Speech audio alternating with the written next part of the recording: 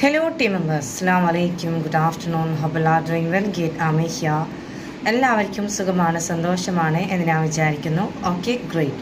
ഇന്നത്തെ ടോപ്പിക്കിലേക്ക് കടക്കാം. ഇന്നത്തെ ടോപ്പിക് എന്ന് പറഞ്ഞാൽ എന്താണ് ശരിക്കും മൈൻഡ് ബ്ലോക്ക്. നമ്മളിൽ ഒരുപാട് വ്യക്തികൾ പറയാറുണ്ട്, ഞാൻ ഒരുപാട് കാര്യത്തിലേക്ക് പോകുന്ന സമയത്ത് എനിക്കൊരുപാട് ബ്ലോക്ക് വരാറുണ്ട്.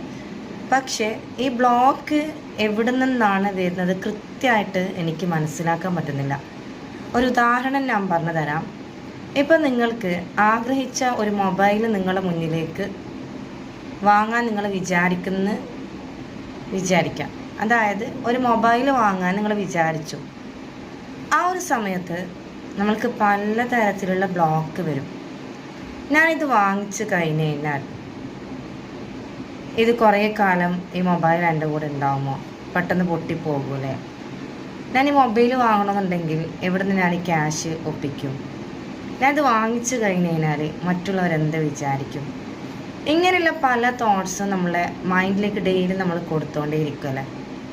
ശരിക്കും അവിടെ ബ്ലോക്ക് ചെയ്യുന്നത് ആരായിരിക്കും? മറ്റുള്ളവരാണോ? നിങ്ങളെ ഫാമിലി മെമ്പേഴ്സാണോ?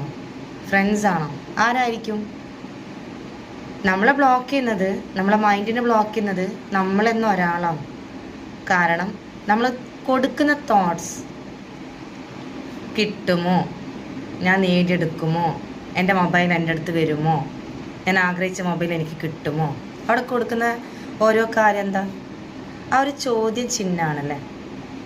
അപ്പോൾ നമ്മളെ മൈൻഡ് ബ്ലോക്ക് ചെയ്യണമെന്നുണ്ടെങ്കിൽ, മൈൻഡിൻ്റെ ബ്ലോക്ക് മാറ്റണമെന്നുണ്ടെങ്കിൽ നമ്മൾ ഒരുപാട് ടിപ്സ് നമ്മളതിന് തയ്യാറാക്കേണ്ടി വരും. അതിൻ്റെ ടിപ്സ് ഞാൻ പറഞ്ഞു തരാം. ആദ്യം നമ്മൾ ചെയ്യേണ്ടതെന്ന് വെച്ച് കഴിഞ്ഞാൽ ജസ്റ്റ് മെഡിറ്റേഷൻ.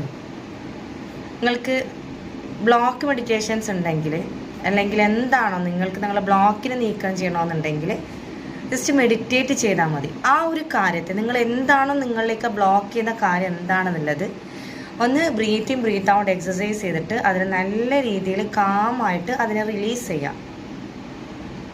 അടുത്ത കാര്യം എന്ന് വെച്ച് കഴിഞ്ഞാൽ കൂടുതലായിട്ട് ആ ഒരു കാര്യത്തെ നമ്മൾ ഓർക്കാതിരിക്കുക. നേരത്തെ ഞാൻ പറഞ്ഞിട്ടുണ്ടായിരുന്നല്ലോ, നടക്കുമോ, പറ്റുമോ, നേടുമോ, അത് കൂടുതലായിട്ട് ഓർക്കാതെ ഇരിക്കുക. കാരണം അത് ഓർക്കുന്തോറും നമ്മളെ സബ് കോൺഷ്യസ് മൈൻഡ് അതുപോലെ പ്രവർത്തിച്ചുകൊണ്ടേയിരിക്കും. മൂന്നാമത്തെ കാര്യം എന്ന് വെച്ച് കഴിഞ്ഞാൽ നമ്മൾ ആ ഒരു കാര്യത്തെ കൂടുതലായിട്ട് ചിന്തിക്കുന്നുണ്ടെന്ന് ഞാൻ പറഞ്ഞിട്ടുണ്ടായിരുന്നല്ലോ. ആ ഒരു കൂടുതൽ കാര്യത്തെ ചിന്തിക്കാത്തതിന് പകരം നമ്മൾ ചിന്തിക്കണമെന്ന് വെച്ച് കഴിഞ്ഞാൽ അത് നടന്നത് കഴിഞ്ഞിട്ടായിട്ട് നമ്മൾ പറയാം, നടന്നു കഴിഞ്ഞു.